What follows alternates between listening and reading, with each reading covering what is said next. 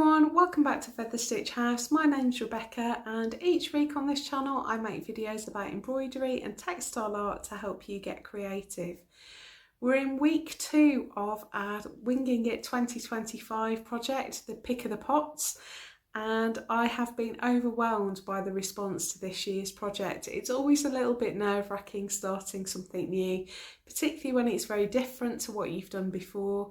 I always worry a little bit about how it's going to compare, but you have really got behind this one.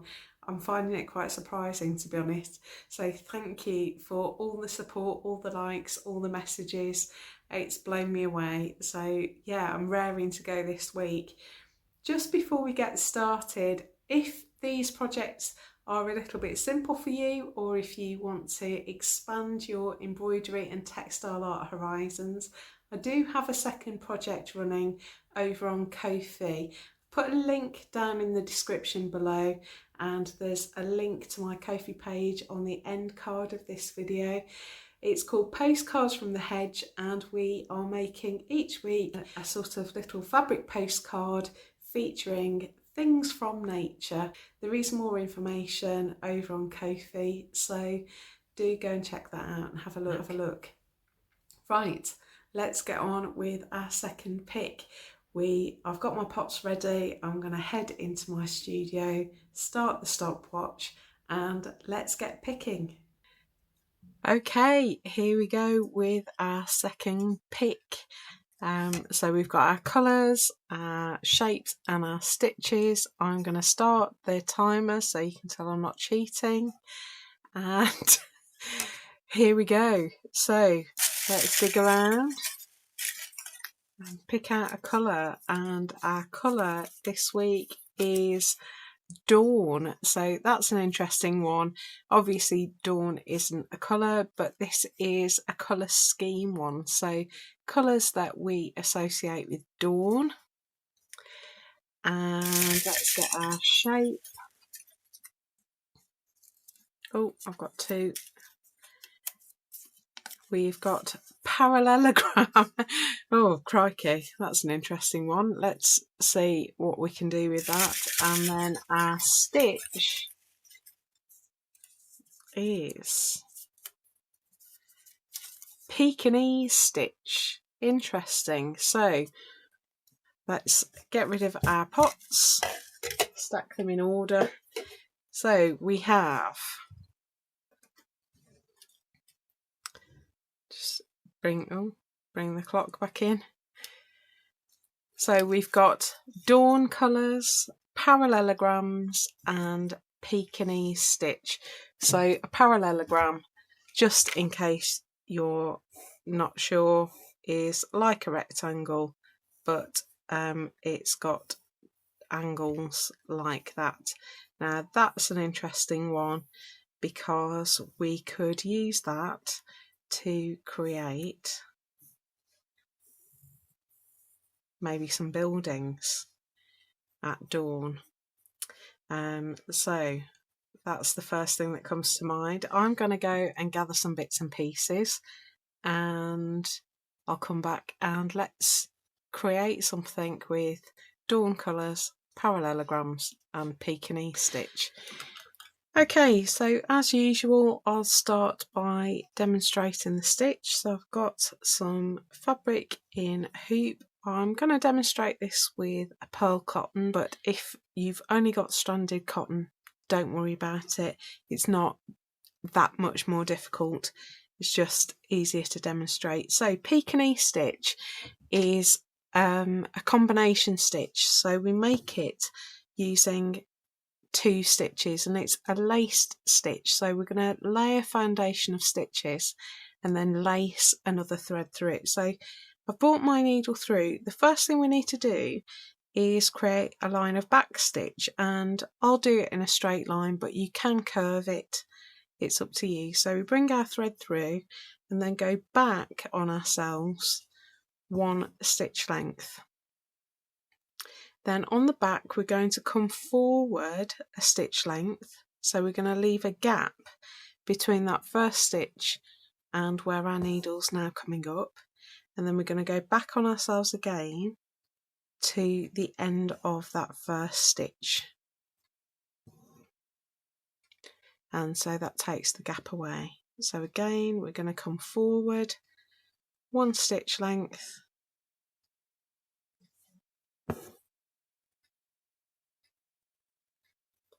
back on ourselves to the end of the previous stitch and pull through. And the trick with these is to try and keep them as even as possible, so you want them to be roughly the same size. You don't want gaps in between them. Okay, so there's our line of back stitch. I'm just going to put a second one in so I can show you 2 variations.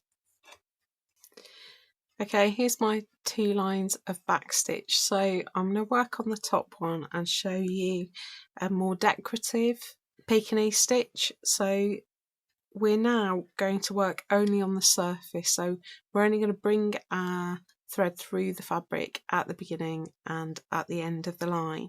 Now this is a decorative stitch. It is intended for embellishment and decoration. It's not particularly hard wearing, you'll see why shortly. So if you wanted to do this on clothing, it would make those items of clothing quite difficult to wash or maintain because the lacing is totally loose.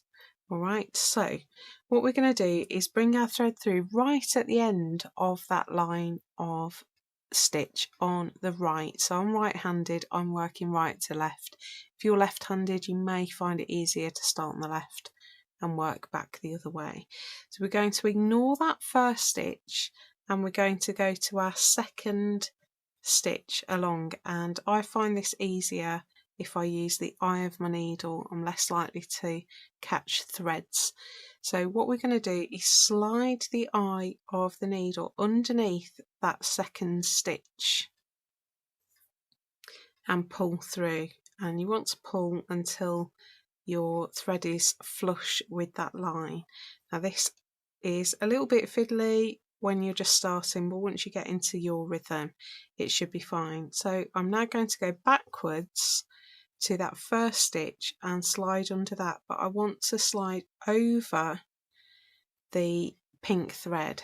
So this pink thread that I'm using now, I'm going under the orange thread but passing over the pink thread, and I'm going to pull through and I'm going to leave a loop there.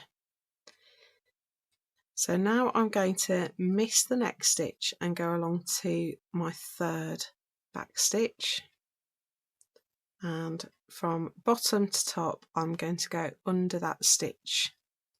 Now I don't want to pull too tight here because I don't want to make that loop smaller, so I'm going to pull through. You can hold your loop if you want to and just pull, just make sure you're all the way through. Then I'm going to go back to that second stitch, so next to that loop I'm going to slide under the orange and over the pink and pull through, and you just want to make sure that your thread isn't twisting, and we're going to pull through and make that loop about the same size as the first one. So our thread is coming out on stitch 2.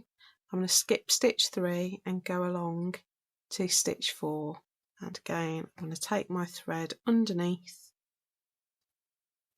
go back on myself and come down through and under stitch 3, pull through, and you can see my second loop has pulled through there, so I'm just going to pull that through and tighten it up like that and leave a loop that's a similar size. So I'm going to skip the next stitch and go up under the next but one, and then I'm going to come back down underneath the orange and over the top of the pink, pull through and leave a loop that's roughly the same size. Now as you're going you can adjust this to make sure you are evenly tight underneath. So skip a stitch and up and under, back and down, under and over, pull through, leave a loop, skip a stitch, up and under,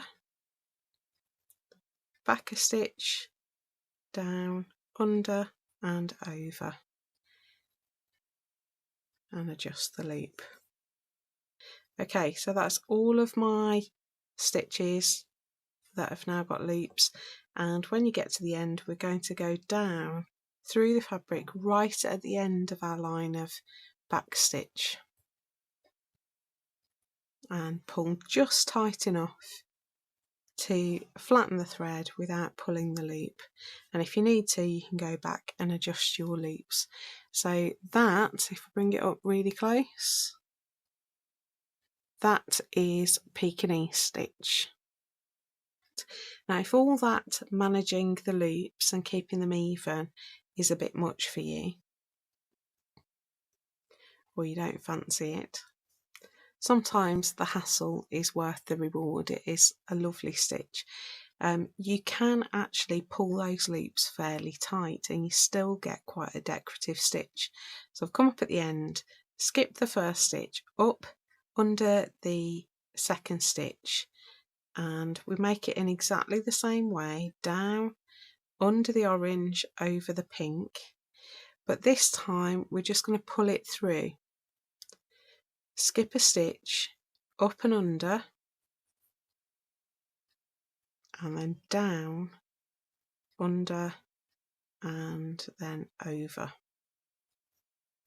and this time we're pulling it tightly up against our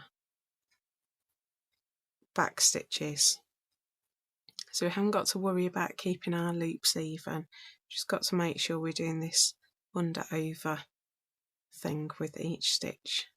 And again, you can just use the eye end of your needle to just even up those stitches so that your tension is consistent. So at the end of your line, just like before, we're going to go down right at the end of the back stitch, and if I bring that up closer, hopefully you can see, so we've still got our loops, but they're a lot more subtle than the big loops, and it creates a sort of rope effect. Yeah, so we still get the loopy effect, but it's not quite so flamboyant as this one. So two different ways of doing Pekingese stitch. You can use one or the other or both, it's entirely up to you. So that's the stitch, let's get creating something.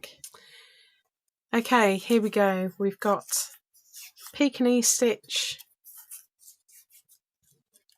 dawn and parallelogram, and this is absolutely not my kind of colour scheme at all, and this is one of the things that I'm going to really enjoy about this project, because it's going to force me to dig into parts of my stash that are untouched by human hands. I never do pink. If you're new to this channel, you'll see very quickly I am not someone that uses pink very often, don't often use pastel colours, and I'm very much an earth tones, greens, blues kind of person, but I don't dislike this colour scheme at all, I just never use it.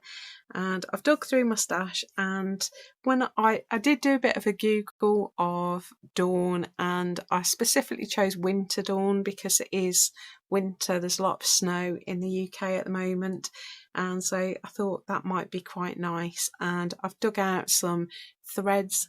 We're looking at sort of peaches, pinks, cold lilacs and cold blues, greys, those sorts of colours, and I think we can do something quite nice with this. And I'm using this, I think it's called oyster, this colour, or oyster shell. It's got sort of pinkish greyish tones to it, this felt. I've cut it down as usual, and I'm not going to use a heat erase pen today. I'm going to use an aqua erase, so this is erasable with water. You don't have to soak it, it just needs a light brush with a wet brush or spritz bottle. So I had a bit of a play. I did toy with the idea of doing this landscape, but I think I'm still going to work portrait this week. This is what I've come up with to use our parallelograms.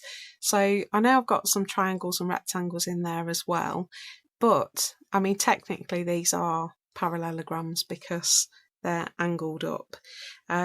Here's our parallelograms. I thought of buildings immediately. So initially I thought of skyscrapers, then I thought actually roofs would be ideal. So what I thought we could do is like a little village at dawn in winter, and we can use scraps of fabric to make the different parts of our houses and have them reflecting the light in slightly different ways. So in addition to my fabrics, I've also got some tiny scraps of Bondaweb. These are all offcuts that have been left behind from other projects. Now if you don't have this, you don't need it. You can use Pritt stick, you can use a fabric glue. I've got a fabric glue stick here. These are available online. They work just like Pritt stick. It goes on blue, it dries white. This is basically, if you're new to stitching, this is a glue, basically an iron-on glue. So you get a paper side and then a shinier side. The shiny side is the glue. You press it onto the wrong side of your fabric, like that. Draw your shape and then cut it out. Peel off the paper and then you flip it over and press it down onto your fabric and iron that on, and that will hold your fabric in place.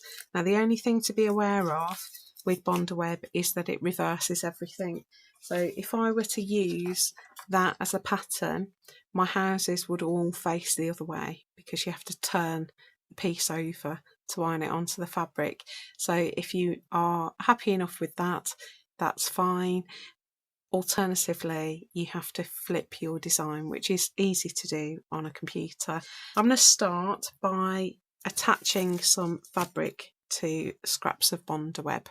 Okay, so I've got my iron on. Because I'm using scraps and there probably will be overlap, I'm just using a bit of baking parchment here. So I've got some underneath. I need to make sure my Bondaweb is glue side up, so you look for the shiny side. Lay the fabric on top. It's making life difficult for myself using creased fabric. And then I've got a dry iron and I'm just going to press that.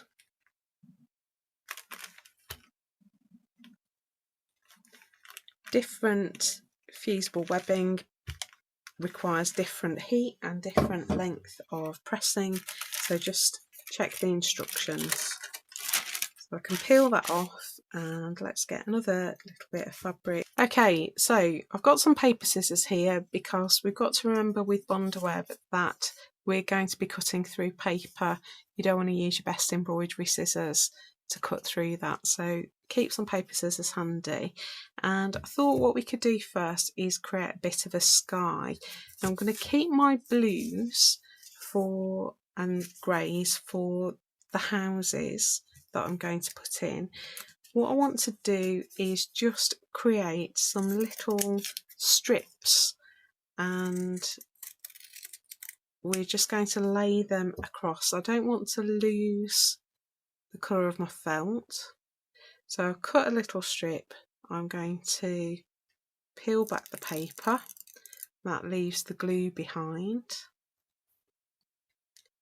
and I've got a bit there that doesn't have any glue on it, so I'm just going to lay that on. Now with a sunrise, our warmer colours are going to be lower down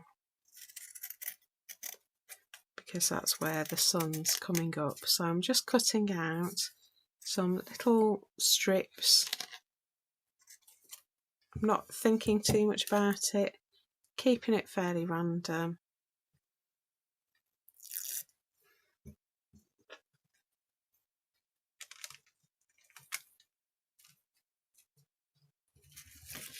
Let's get a bit of pink.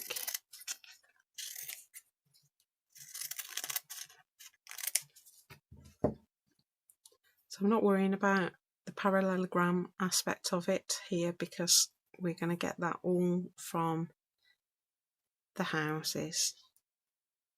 And just make sure when you're putting them on that your glue side is down. I just had it glue side up and that would have been a bit of a nightmare.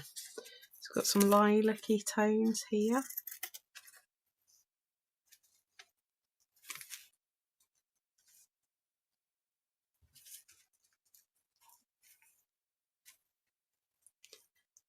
So I think I'm going to bring these down a little bit because I want them a little bit more spaced out so the felt can show through. Let's pop that there. And I think that'll do for our sky. So I'm going to fold my paper over and press. So they're all glue side down, and I've taken the paper backing off, which exposes the glue, and I just press that. Get a good press with a hot iron, and these are all attached now. And I'm just going to trim back. So this is going to break the frame a little bit. So we've got all our dawn sky colours.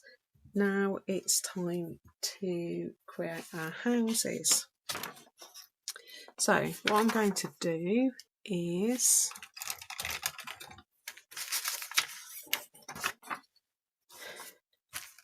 I'm just going to colour over the right side of these with my pencil.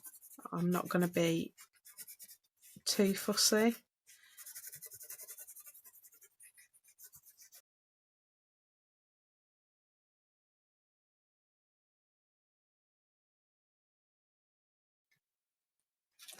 So I've just held it up to a light and sketched through, so I've got my houses, and I just want to trace some shapes through. So I've got my sharper pencil, I've used a blunt one, and I'm just going to trace. Now I'm not worried too much about precision here.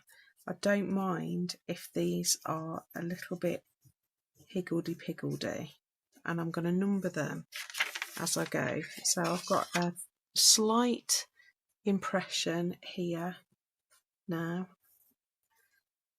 on my bond web, so I'm just going to number that. And I want to use different fabrics to construct my houses. So the end of that house is going to be like that.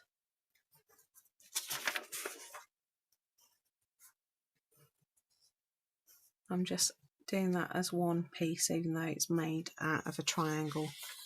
And I want my roofs to be grey because I want them to look vaguely snowy.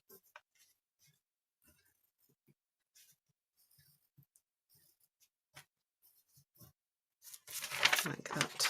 So that is 3. So I'll demonstrate one and then I'll do the rest off camera probably. So I've got my 3 pieces that are part of my first house. So I'm going to cut these out precisely now that everything's on bond web. So cut against the lines. If they're not perfect parallelograms, I'm really not worried.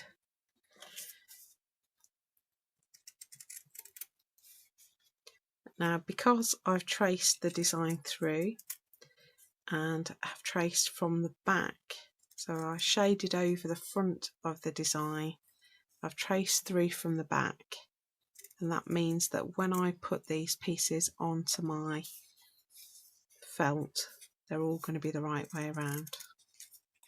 So this is how our house is going to look. So we've got the front of, or the end, the gable end of our house there. Then we're going to have the side wall, which is in shadow. So I've got a darker blue.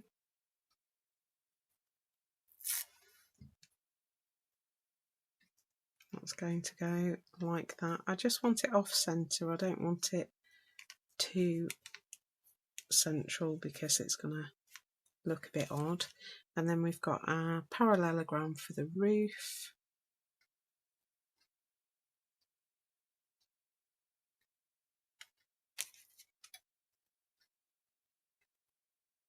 If these pieces are too small, you could just do one building, or I'm sure you're going to come up with all manner of wonders. Last week's were amazing. So that's our house. I'm not worrying about whether all the pieces match up exactly. That's our first house, made of 2 parallelograms. And that's glue side down, and I just press.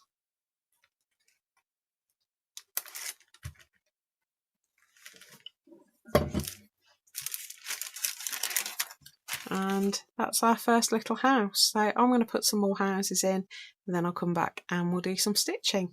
Okay, here we go. Here's our little scene. I've done my houses, so I've got loads of parallelograms there, and I've got my sky.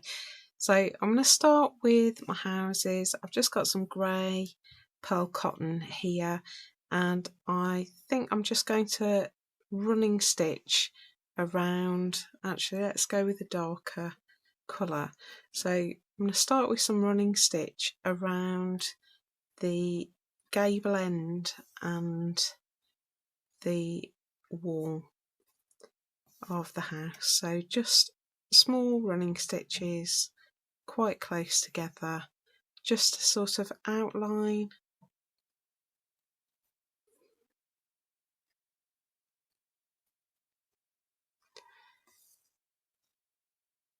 Be just cautious at the edges of your fabric. You should be fine because we've used Bonder web. Any fraying will be limited, but just go cautiously. Particularly, I've got quite a thick needle here, and I don't want the needle to push apart the fibres of the fabric, so you could come in a little way if you wanted to. So if you remember, the rules that I've set myself to follow are that running stitch is always okay, it's not going to be in the pot, and it is a utility stitch really. It can be very pretty, but really we're going to use it as a utility stitch. But on each piece, the only other stitch I'm allowing myself is the stitch that we pulled out of the pot. So I'm just going to running stitch around the parts of the building, and then we'll add some Pekingese stitch.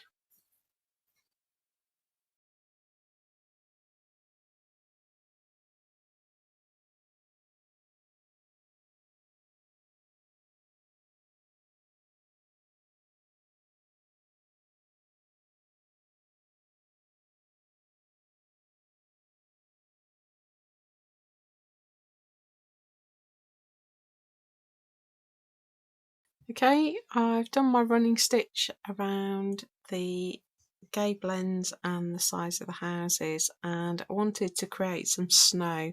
So I've got a grey pearl cotton here, and I'm just going to get my heat erase pen because we want some snow at the sides of the houses. So I'm just going to put in some little curved lines like that. And I also want to sketch in some lines in the sky, just to give me something to work against, and I just want to play around with the curves of the fabric that I've already stitched in. So we're going to put some stitch in to sort of liven that up, and then We're also going to do the tops of the roofs. Now if you wanted to, you could stitch around the edges of the roofs of the houses, that's fine, but I just wanted some guidelines to work with. So let's start with the snow. I'm just going to backstitch along these curved lines, and we're not going to do tons, we want to just give the suggestion of snow. So we're going to do this with Pekingese stitch, and again I'll do a couple and just show you the effect that I'm creating, and then I'll do the rest off camera and then come back and show you what I'm doing with the sky. So I've got my back stitches on that first curve, and while I'm here, let's do the edge of the roof, just because it's very close to where my line of back stitch has finished. So I'm going to go to the tip of the gable roof, the gable end rather. I'm just going along the very ridge of that roof there. Now if you wanted to, you could vary the colours that you're using for the snow, but I think just this combination of that cool greenish grey and white thread is going to work fine for me. So as I'm here, I'm going to put in another mound in front of this house that's behind.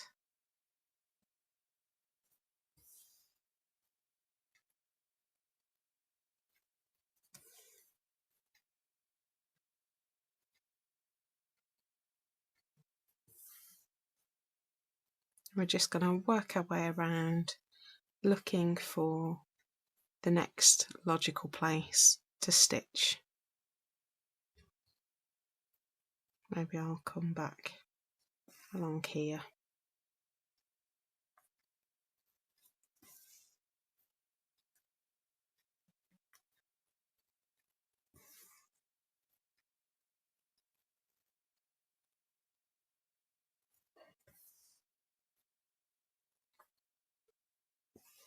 Like that.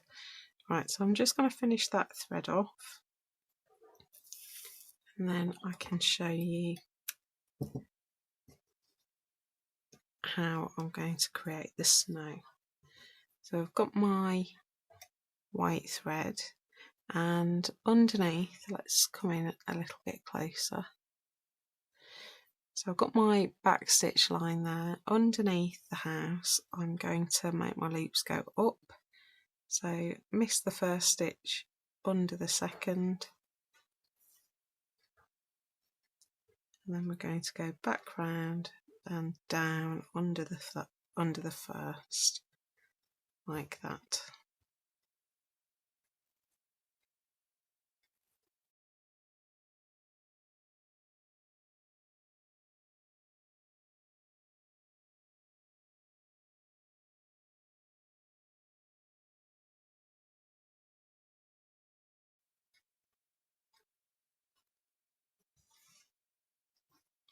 So a little bit of snow along the edge there, and then when we're doing the ridge of the house, I'm going to make my snow go in the other direction, and this one I might pull tight just to see how it looks. There we go. Got our snowdrifts and our snow along the ridge line of the house. You could do more snow around that if you want to. I might running stitch actually, just with a little bit of white, just to make sure that ridge line, that roof is secure. There we go. So that's how I'm going to add snow. I'll do that and then we'll come back and add some detail into the sky. So all that's left to do is to add my lines of Pekingese stitch in the sky, and I've got all sorts of colours here, so I'm just going to mix it up. Try not to use the same colour more than once, but I do want to sort of follow from the peachy yellows through pinks and up into lilacs. So that's what I'm going to do now. So I've got my pinky colour here. Let's start in the middle, and I won't stitch all of these on camera because it's very simple lines of Pekingese stitch. You can make these as loopy and flamboyant as you like, or you could tone it right down and have simple, closely pulled Pekingese stitches. It's entirely up to you. You could also put some lines of running stitch in the sky as well. We want to leave plenty of the fabric that we've appliqued showing, but we also want to make sure our stitches run through that fabric to make sure that the bond web doesn't loose itself over time.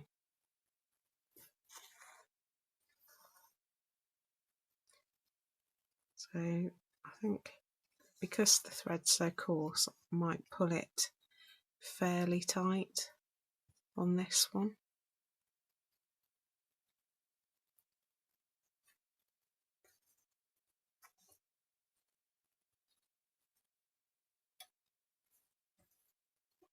And I'm hoping this is going to be reminiscent of wisps of cloud.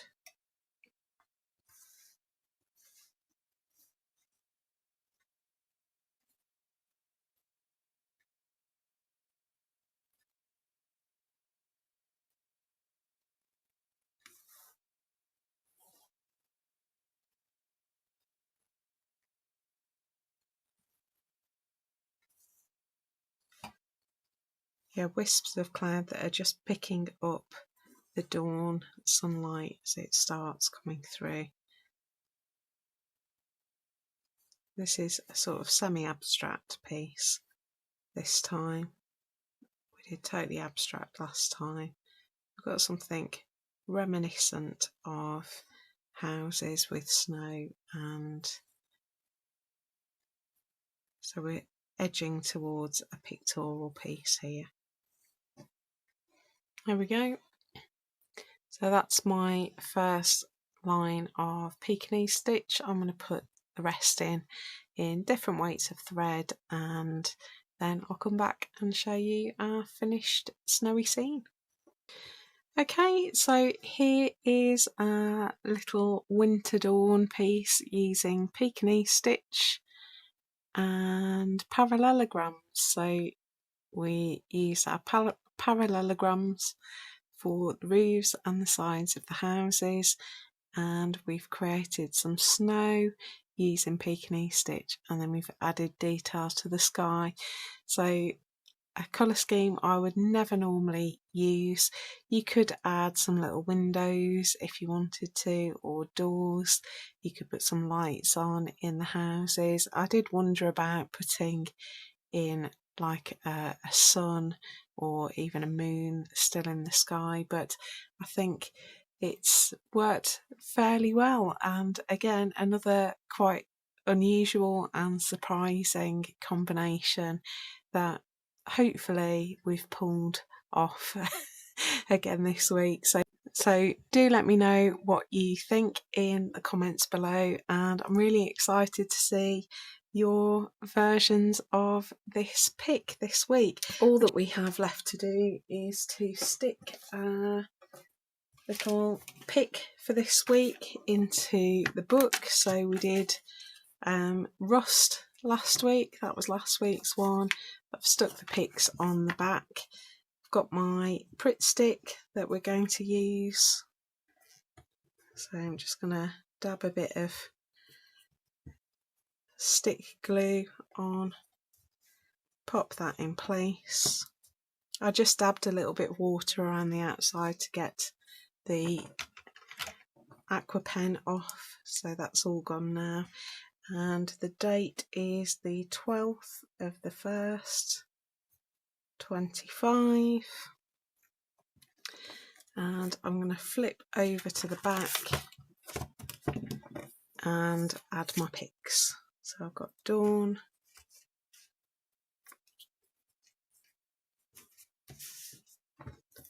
Pekingese stitch,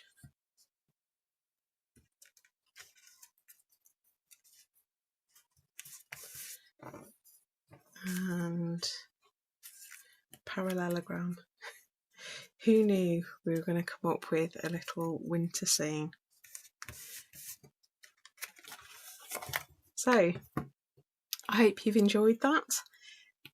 Do give this video a like if you have. It really helps me out, it helps other people to find this channel and these videos. If you are sharing on social media, on Instagram, you can use hashtag FSHWingingIt2025, and you can also post in our private Facebook group, and there's a link to that down in the description below. Have a great week making your pick of the pots piece for this week. Can't wait to see what you come up with, and yeah, I will see you very soon in the next video. Take care. Bye.